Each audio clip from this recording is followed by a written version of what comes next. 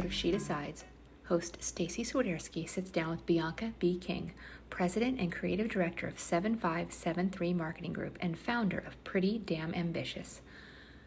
Bianca shares her powerful journey from leaving home at 13 to closing over $1.6 billion in transactions to building a marketing agency during the Great Recession with just $700. Together, they explore resilience, burnout, redefining success, and why ambition without joy is no longer enough. This conversation is about choosing yourself, building success on your own terms, and creating a life where ambition and fulfillment coexist. Because when she decides to define success for herself, everything changes. You know who made it. Welcome everybody to our next episode of She Decides. I am your host, Staci, and I am delighted and honored and super excited to talk to our guest today, Bianca B. King.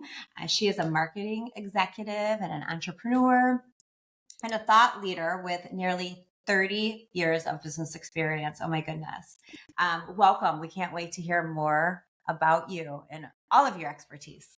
Staci, thank you so much for having me. I am a new follower of your podcast, but absolutely a huge fan.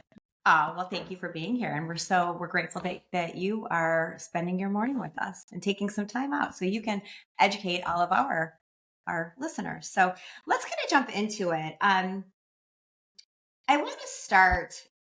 want to go back a little bit. With kind of in your personal life, if you will, and really what you feel made you into such an independent, powerful woman that you are today as a president and a creative director with your company now, because you left the home at a pretty early age. I did. I left home when I was 13, not necessarily by choice, but by circumstance. Okay. And I slept on my sister's couch for 2 years. We lived in Junction City, Kansas, outside of Fort Riley. And yeah, that was kind of the catalyst, if you will, of how I decided to move into my own world and space, which I think is so strange at 13, right? But I knew that life could be better. I just knew that the circumstances in which I was living and unfortunately some of the things that were happening, like it just wasn't the right environment for me to be in. And so at that early age, I knew something is better out there and I'm willing to take that risk to figure out what that something better is. And you knew that you wanted, even at such a young age, that you wanted a better life and that you could do so much more and you're capable of so much. And how old was your sister at the time? And did she have the same parents? Yes. Well, kind of. She has a different father than me. But my sister was only 23 and she had 12 children. She's 10 years older than me. But she also understood and knew because we both grew up in the same environment. And she's like, if you're willing to come with me. And I packed my 2 little bags and hopped in the car and never looked back. And so she really encouraged that. That's awesome you had her. And are you guys still close to this day? Oh, very. Yeah, absolutely. We text each other, call each other. We're always, hanging out with each other, all the things. Oh, I love it. Okay. I love that. Yeah, no, she's amazing. I love that. And I thank her all the time. And she's like, I didn't do enough. I'm like, you did more than enough. Right. Yeah. I mean, and it got you out of that, because you were 13, you're a baby, you're still very young. So you had to grow up very quickly. And like you said, knowing that you wanted to accomplish so much in life and you have. And so let's dive into that. Let's talk about that a little bit more. Yeah. And so you are the president and the creative director of 7573 Marketing Group, which you founded back in 2009? 8.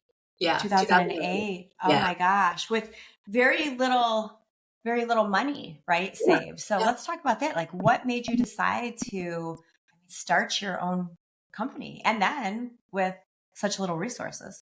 Yeah.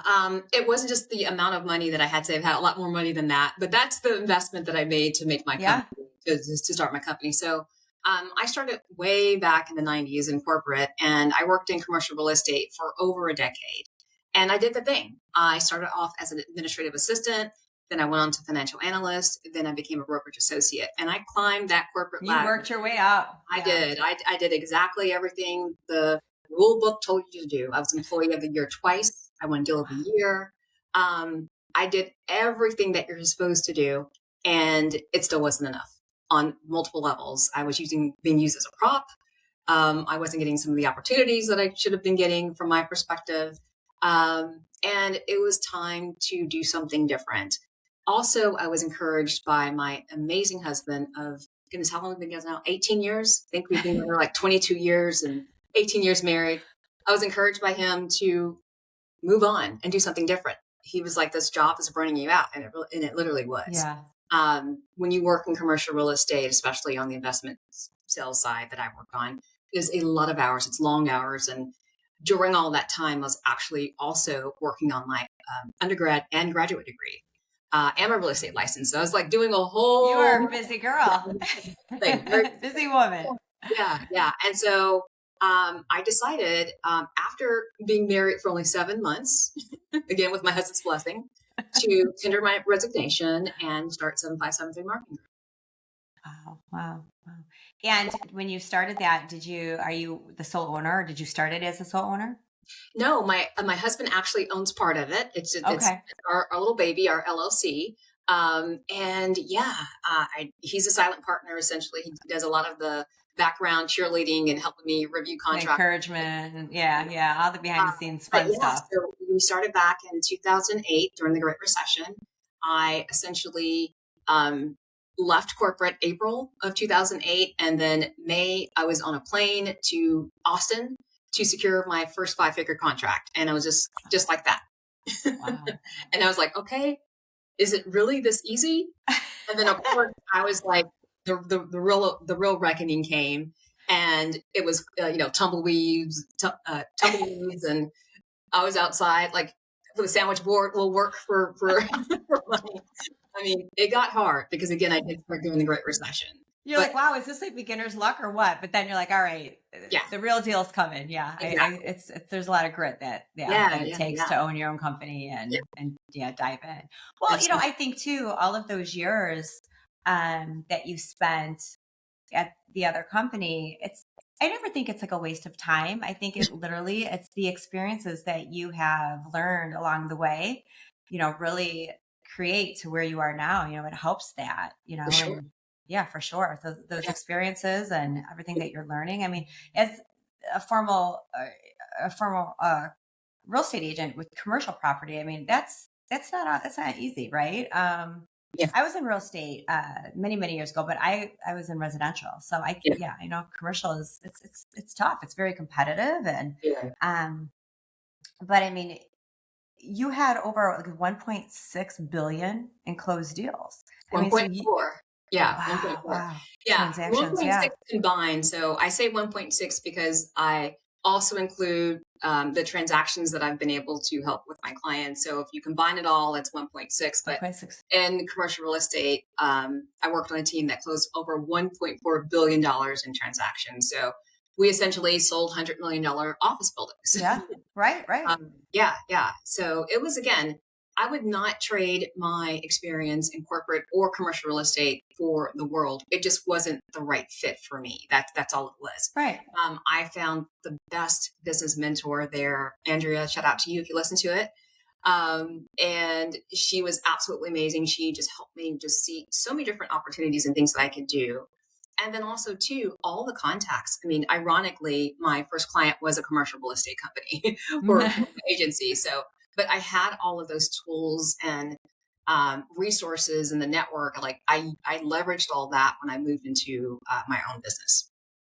Yeah. So definitely, utilizing that skill set that you've learned along the way. I mean, For sure. we got to take advantage of that. So a lot of times, we meet people and they're like, oh, what a waste of 5 years. I'm like, it really wasn't a waste. No. You're learning those experiences along the way and you're utilizing that. You know what your strengths are, what your weaknesses are. Right. And so it's definitely a help. And so let's talk more about as well. You are a speaker and you're a mentor and you advocate for women as well. The perfect guest for She Decides. For women to choose really what their success is on their own terms. So let's talk about that a little bit more. What made you really focus on that and advocate for us women? Yeah. So Through my marketing company, I had been formerly in mentoring women just throughout all of those years. And then, of course, we all know what happened during our 2020 lockdown and COVID hitting and Yeah. so forth. Then around that time, I was thinking, okay, am I starting to burn out again? I think this was like 2018. And yes, I did burn out once and a whole nother conversation. If we want to go there. But I felt like I felt that simmering kind of feeling of like, am I starting to burn out again? And COVID, unfortunately, obviously devastated a lot of people and businesses, but it was like that reset that I needed. And I know I've spoken to a lot of other women and they feel the same way. It was that Yeah. time for us to sit back and reflect and to really think about what we're doing. And at that point, I think my business, let's see if I can do the math. We're probably about year 15 or so for my Okay. agency. And I had to really decide, like, what do I want to do this for the rest of my life? Like, is this, and there's nothing wrong with that. We've been approached to get to be purchased and some other things, but I love my agency, but I also absolutely love helping women. I have seen the power of mentorship through my own Yes. life. I've seen the power of coaching through my own life. And so when I was doing a coaching program, I was thinking about like, how do we get paired with coaches? I know a lot of women, sometimes they're looking for a coach, looking for a business strategist or a coach or something along that nature. And from my perspective, there was no formal way of doing it. It's typically a referral or so forth. And so I was like, what if I created a little algorithm that matched verified and vetted coaches with people who needed coaches, specifically women entrepreneurs. And that's how Pretty Damn Ambitious was born. Pretty Damn Ambitious. And from that, I love that name, by the way. Thank you. That's pretty damn cool. Yes. I thought it's trademark. That's pretty. I That's pretty wanted something sweet. a little provocative. I mean, I want people to like stand up and listen. Stand and out. Yeah. Why is it pretty damn ambitious? Because women are pretty damn ambitious if we're allowed to be. Yeah. And again, it's not really about allowing, it's really about giving yourself permission to be. That's right. Right. And having that confidence and using it. And, a lot of women, sometimes we do lack that confidence, but it's the courage, I think, the courage. Sometimes you got to step out there and if you have to pretend that you have the confidence until you can really gain it. But yes, what you are, teaching and supporting and advocating for, and that's what women need. We need that, that fellow mentorship and the cheerleader structure behind that. And just even if it's just one person to say, you know what, you can do this. You are so amazing and you are so great at this. And, but some people they don't know it until they step out there on that platform. They're a little uncomfortable, but then once they do it and they conquer it, they're like, wow, that was pretty cool. And if I didn't do that, I wouldn't know I could and how far I could really go with this. So I love that. Yeah. That's great. So being comfortable is the price of success. Oh yes, it's absolutely. as simple as that. You have to get comfortable with being uncomfortable. You really do. Because if you are trying to do anything, of substance as an entrepreneur, or if you're trying to have any level of success, even if you are in corporate, there are just certain things that you have to stretch beyond. You have to be okay with not knowing every single step. That's right. And trusting your intuition or mentors or people around you that have been there and done that, and stepping into that unknown and just doing it as comfortably as you can. That's right. That's right. And it's okay to stumble a little bit along the way. That's okay. Because none of us are perfect. Yeah. Everyone's. I agree. Yeah. I agree with you on that. Don't let Instagram fool you.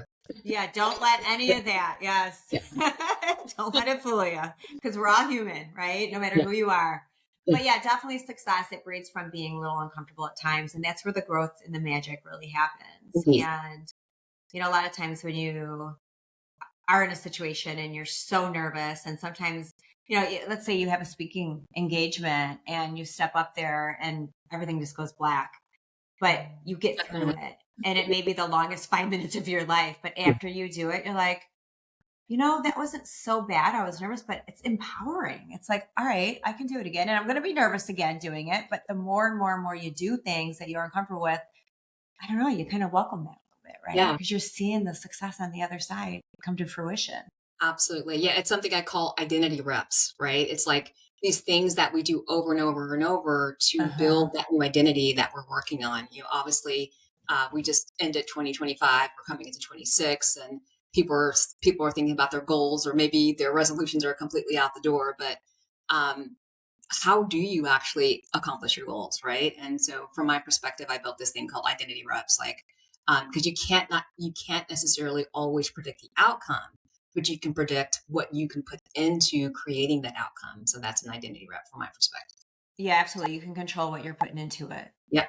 For sure. Yeah. The outcome, sometimes it's a Hail Mary. You don't know, but you're Yeah, going to yeah, yeah, yeah. control what you You put totally into hit. it. Like we didn't know that was going to happen, and Yeah, absolutely. Right. Yeah. So let's talk more about this here, the joyful ambition. Mhm. And, so what does that mean in practice for, women, who feel burnt out and, or disconnected, from their own success? Cause you were talking about how you kind of felt like, am I burned out here? But Yeah, actually, yeah, no, I'm just going to pivot, maybe take a little time to myself. And then I'm going to create, a platform to empower women. So let's talk a little bit about the joyful ambition. yeah. You mentioned that. So let's talk about what joyful ambition is first. Yeah. So I wrote about this in Fast Company, and the definition that I gave Fast Company was the joyful, diligent pursuit of success informed by yours. Let's start again. Blah, blah, blah. The joyful, diligent pursuit of success informed by your ideals. So that is the crux of it. It's about what you want. It's having joy and success on your terms, right? Mm-hmm. So if you're burned out and you're like, what in the world? Like, get away from me with this nonsense about joyful ambition, Bianca. Like there's not joyful about this, right? Right, I right. blah blah But, blah blah. Yeah. yeah. But the issue is most of us have taught to wait to experience joy. When we hit that goal or when we accomplish X, Y, and Z. But here we are, ambitious women, type A, overachievers. We're constantly moving the goal. So how are you going to ever actually hit the goal? Right. So it's about you stopping and celebrating the small wins, right? Maybe it's you following your intuition for the first time and you're cutting out the noise, right? Right. Maybe you actually acquired a new client instead of just diving headfirst into the work. Acknowledge that you actually had a win, Right. right? The small baby step Yeah, wins. Yes. exactly. Did you hit your revenue for the quarter? Are you Right. celebrating that? Are you having these small pockets and moments of joy as you are building, right? Because again, everyone is like, let's focus on the next thing. Let's focus on the next thing, right? You're on this beautiful mountain that you've built, this peak, and you're Yes. looking at the next peak, and it's like, no, enjoy this mountain that you actually built, right? Just Right. for a Right. moment, just for a moment. So that's what I would tell anyone who's feeling burned out or having any of those issues, right? Because you're probably working on someone else's, unfortunately, definition of success. So the first thing is awareness, which is part of the 5 A's of joyful ambition. Are you aware of, are you actually doing or having the success that you want? Or is it something that you've been told to want? Or if Right. maybe, you're an immigrant or you're a person of color or you're Black, are you Mm-hmm. living your ambition or are you living an inherited thing?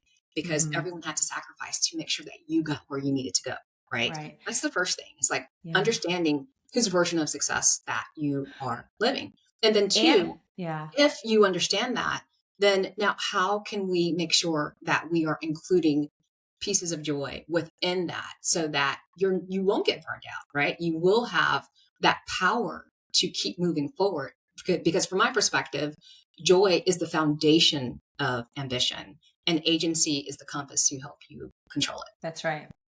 That's right. Yeah. And I think too, a couple things. I think women especially we're so hard on ourselves, right? Oh, yeah. All the time. And it's hard for us to stop in our tracks and just celebrate those small wins or Yes. those small victories. But Yeah. also I think it's difficult because like you said, like celebrate what you've accomplished today, not where you want to be. Yeah. But comparing ourselves to other people who Uh, maybe are way further ahead, yeah. they had to start somewhere too, and Yeah. maybe some of these people got pretty lucky, or maybe it was from hard work and grit, who knows? Yeah. But comparing yourself to others, that's hard too, I mean, and you got to kind of stop and smell the roses along the way, right? To Thank you. appreciate what you've done. Yeah. Yes, and what you've accomplished. Yeah. And even if you do have a lot more to go, that's okay because you've already come this far. A lot further than where you were yesterday. Yeah. Yeah. I mean, comparison is the thief of joy, Oh, right? We all so know much. We understand that, right? Yes. And you may be on chapter 3, whereas I'm on chapter 50. How can you compare? You have no idea unless that Impossible. person has, chapter by chapter explain where they are. You have no idea. Giving you this playbook, right? Which most people aren't doing that. Not doing that, right? So you have to, stay focused on what you're doing and work on that next best step that will help you be that better person to ensure you reach that goal. Yeah, Simple for as that. sure.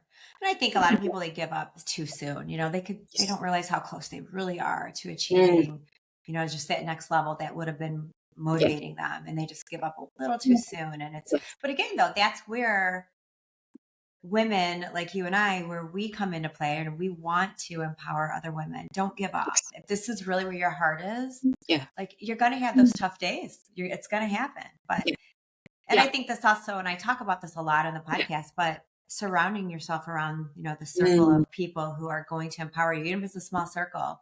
Don't bring those naysayers and that big, negativity ball into your ring at all. Yeah, I couldn't agree more. In my community, I talk about my $38 moment. So let's see, when was it? It must have been, January-ish of 2010 or maybe March. I can't remember. It was 2010. And yes, this was back when we still had paper bank statements. I opened my bank statement and my bank statement said $38.63. And this was 2 years into me being an entrepreneur, right? I left this gorgeous 6-figure job, all the prestige, all the stuff that you do after, you've lost a job. And I'm like, holy, you know what? And it was kind of this come to Jesus moment for me. And it was like, okay, I could tuck my tail between my legs and go back to corporate because people would love to have me, or I can really figure out what I want to do with this business and dig in. And there was a small voice in me, I call it my little golden glimmer of light, that said, don't give up. Do not let this business go yet. And so I kept going and I kept going. And I did all the things in the background to really make sure that when clients were ready to come, that I would be fully prepared. That I'm prepared, Yeah. And then I also was, I started another community way back then. It was called Successful Seven Sisters. And essentially I would interview other Black women who are entrepreneurs and just celebrate them. And through that celebration, Jet Magazine found me. And they did a full spread on my company. And from there, my business completely took off. See, you never know who's watching, right? And you were ready. You didn't give up. You never know what the next day or the next moment, who's going to see something and boom. Yeah. There you go. Yeah. Because you said this was 2010. You started your company in 2008. So, I mean, you had been grinding for 2 years now, right? 2 years. Yeah. 2 years. And that's dollars. Yeah, you're like, oh shit, I got to do something about this. Oh yeah, do a whole lot about that. Yeah, but but you didn't give up, and that again, that is amazing. And again, you never know when you're going to get that opportunity. And there you go, you have that article. We say stay ready so you don't have to get ready, right? So even though you may not feel like your business is doing exactly what you want it to do, keep going, keep doing the things that you know that you need in order to actually make the business come true, right? Yeah. And at some point, yes, maybe there are pivots and certain things along the way, but especially if you're listening to your intuition in your heart of hearts, like if this is going to be the right thing, right? And I just would say, just keep going. Don't go and listen to all the Instagram hype. Not everyone is riding around in private jets and it's not all and all of that. It's like, you got to build it step by step. There honestly is no shortcut unless you have trust fund. Well, especially when you know that your business is something that is needed, right? And who cares how watered down it is? Who cares how many that part, marketing agencies there are, or, for me, like service agencies, or I just launched a jewelry company 3 months ago. There's obviously that's oversaturated. It doesn't matter. There's room for everybody. There is. But there's a demand for it, and it's what you want to do. And if you work for it every single day, and Yeah. you're going to have some days you're like, oh man, this is tough, but you Right. have to be consistent. You have to be Indeed. consistent. Indeed. You Yeah. have to be. It's like your job, if you're in corporate, almost forces you to be consistent. So you have to, especially if you're leaving corporate and you're starting something new, you've got to bring that same level of commitment and dedication to your business. Right. If you don't, then how are you going to be successful?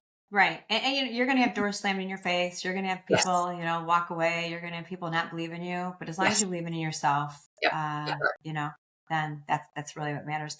So during this time, did you have anybody in your corner that was like a cheerleader for you? Because, this was before we had all this social media now that, to this extreme. Yeah. The resources were there, but just different ways of finding them. So who was your biggest supporter? Yeah. I always tell people that I started my business when Facebook was still a toddler and Instagram didn't even exist. So absolutely. It goes back to my mentor from commercial real estate. We've stayed in contact. We are still friends. And my husband. And those were my two main supporters. Yeah. They saw everything that I was building and basically said, look, you can't give up on this. You have to try, and there were some lunches that I would go to with my mentor and I'm like, oh God, thank God she paid, because I didn't barely had any money to pay for my own lunch, You're like stressing out through the whole like lunch or whatever. You're like, oh my gosh, oh my gosh, oh my gosh. And right. Exactly. And now like I give back that way. I will take a woman to lunch and regardless if she has the money or not, but just to help her understand, like, look, what's going on? What's going on in your business? How can I be of service? And we have that conversation and she typically leaves just feeling elated and has the next step or whatever the case may be, it's really about making sure you have those people in your corner and that support that is so paramount when you are an entrepreneur. You cannot do it alone. You can't. You can, but it's going to be significantly harder. For sure. And I mean, to be successful, you need a team of, even if you're the only person, then you need that team of support or you need whatever it is. It's hard to do it alone. That's for sure. Yeah. And I love the fact that you said, even, you take women out and you pay for their dinner, whether or not they need it or not, financially, but just so they don't feel alone. I mean, there's something motivating about that. You're like, all right, well now I feel uplifted and I'm not going to give up. You just never know. You never know what somebody's going through, right? Yeah, exactly. And, I through my community, Pretty Damn Ambitious, it's a collective, AKA community. I'm not necessarily able to, buy people lunch or dinner, but we have very candid conversations in this community. And it's a small community. It's not one of those massive places where people get lost. I'm very active in the community as well. And we talk about everything from, grief to losing a parent or losing a loved one, all the way to business strategy, because that's life. That's life. Yeah. It's not like all of a sudden, you're going to put this piece of yourself down and then come in and just only work on business strategy and vice versa. So you can't just like put a pause button on something. That's not how it works. Right. Yeah. And so the business still has to go, right? It still has to run, but so does life. Yeah. So I really try to make sure that we come to like a very holistic approach in this community, that we really thinking about the woman 360 and not just, only business. Right. Yeah. And especially for women, because we feel like we have to take care of everything, everybody, and no matter what. Yeah. For octopuses, we have all these arms going on. And so that leads me to my next question for you. It's very similar, but, looking back on your life and your experience, personally, professionally, what would you tell other women who is ambitious, but afraid to really choose herself? Yeah. What would you tell other women? Well, first, that ambitious, those are not bad words in any way. They are essentially your desire to succeed. I believe that ambition and ruthlessness has become synonymous, and there are two different words. There are two different words. So first off, embrace your ambition. That's the first thing. Second, really make sure that you do have the right people around you. And it goes back to what you said. You don't need a 150 entourage, but you may No, need those 2 to 3 key people that can really help you with whatever. Maybe that person can get you the right contacts or help you find the right resources. Maybe that person's just the one that takes you to lunch and it's a bit of a shoulder to cry on. You just need to make sure that you have very good people in your corner, and small, keep it small. that's what I said. Keep it small. Yeah. Small. Keep it small. And I honestly, from my perspective, don't share everything on social. You know, um, feel free to do the highlight reel like everybody else does. And obviously, I'd want you to be authentic, but at the same time, sometimes your dreams need to stay your dreams That's right. until they have some type of legs, until they're starting to fly a little bit, until they're starting to have some type of fruition, right?